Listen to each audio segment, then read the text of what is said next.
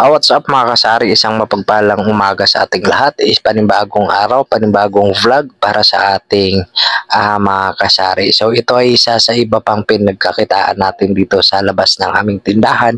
So kaya ibabahagi namin sa inyo mga kasari. So paano nga ba namin ito piniprepare yung ating ihaw-ihaw.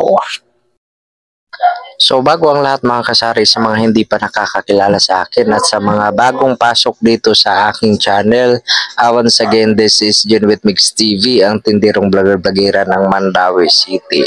So this is it, Pansit mga kasari, and ako'y taos pusong nagpapasalamat sa inyong lahat, lalong-lalo na sa aking mga organic viewers, sa aking mga solid viewers, sa aking mga new subscribers, sa aking mga subscriber, lahat dito sa aking channel.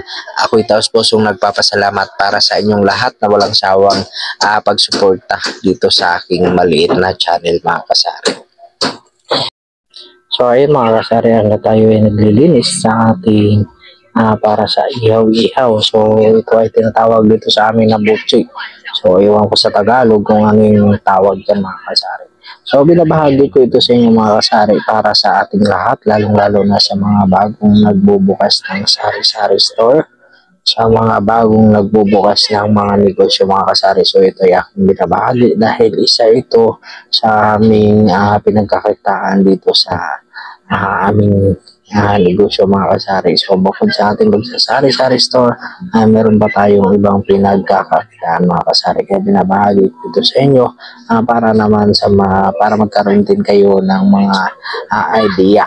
Kasi alam naman natin kapag tayo isang sari-sari store owner ay kailangan non-stop yung pag-iisip kung ano pang pwedeng idagdag na pwede pa tayong kumita mga kasari. So kaya ito ay aking binabahagi sa inyo para sa ating mga kapwa kasari at magkaroon din kayo ng idea. So ayun, natin nililinisan yung ating atay ng manok at saka balon-balunan. So ito ay aming ihaw-ihaw ng mga kasari. So bago pa ang lahat mga kasari, ay nice ko munang ibahagi sa inyo yung view dito sa labas ng aming tindahan. So ayun mga kasari, habang tayo naglilinis, nagpapatuloy sa paglilinis ng ating ihaw-ihaw, ay papasilip ko muna saglit dito sa inyo sa aming labas ng aming tindahan. So ayan yung ating ice crusher at saka blender, tapos meron tayo ditong siomai. Ayan.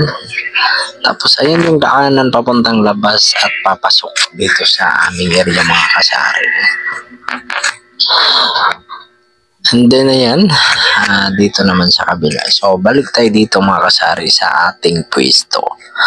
So habang tayo ay naglilinis dyan, ay kailangan talaga linisin ng maigi mga kasari, no? So ayan yung ulo ng manok. So ako na yung naghihiwa. So kailangan lang talaga linisin ng maigi yung barbecue, yung para sa ihaw-ihaw mga kasari. So ayan, keep on watching. Tapos nating linisin ay nilagay ko na sa kaldero para yan ay papakuluan natin. So ayan na nga mga kasari, tapos na natin nalinisan at pinapakuluan na natin yung ating ihaw-ihaw. So sa pagpapakulo pa lang mga kasari, ay nilalagyan na natin yan ng pangricados para siyempre mas masarap. So diskarte mo na kung paano mo pasarapin yung ihaw-ihaw mo mga kasari. So pagkatapos dyan ay imamarinate na natin at lagyan ulit ng mga pangricados. So ito na nga mga kasari, tapos na natin pinapakuluan. So ganito nga kaproseso yung isang ihaw-ihaw mga kasari. So kailangan mo talagang maglaan ng oras para sa ihaw-ihaw na negosyo mga kasari.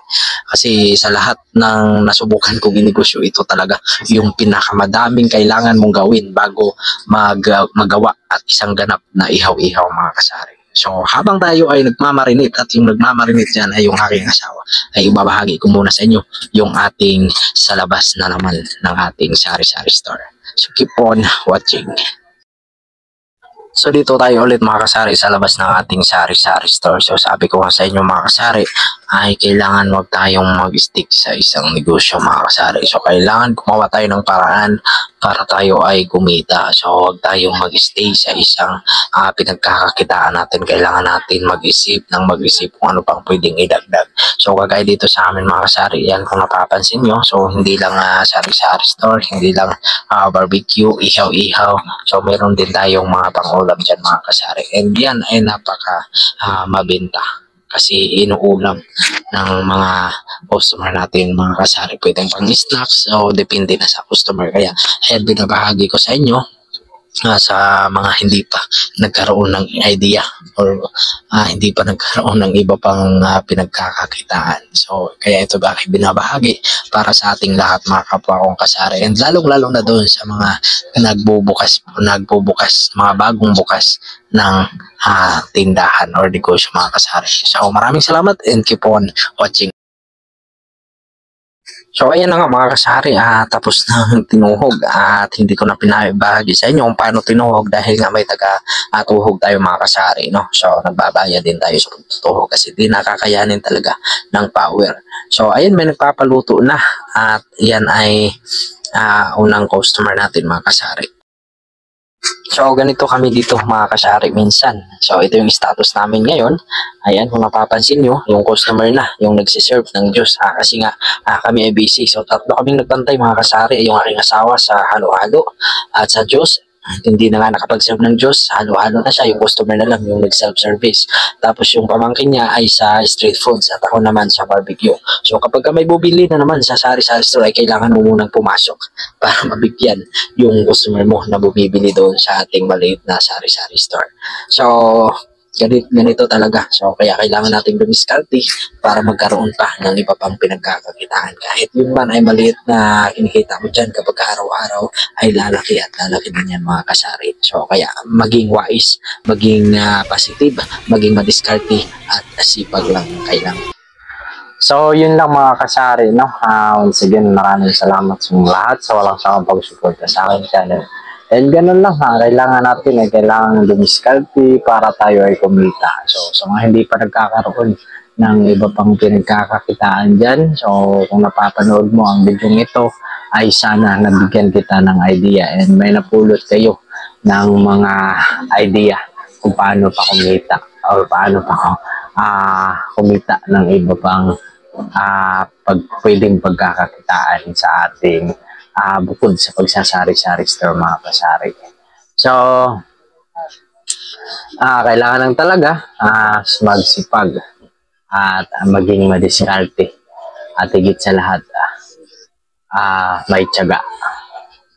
So yun lang, maraming salamat sa iyong lahat, and sa mga hindi pa nakapag-subscribe at napapanood ang video ito, huwag mong kalimutan i-like and subscribe yung aking channel. So yung ating mga diskarte na mga ginawa dito sa ating tindahan ay hindi basta-basta, hindi ganun kadali para tayo ay kumita ng pira mga kasari. So kahit paano yun ay pakunti-kunti, pag naipon yan ay lalaki din yan. So yun lang, maraming salamat sa inyong lahat, and once again, Genletics TV, ang tindirong vlog-vlogiran ng Mandawi City. So peace out.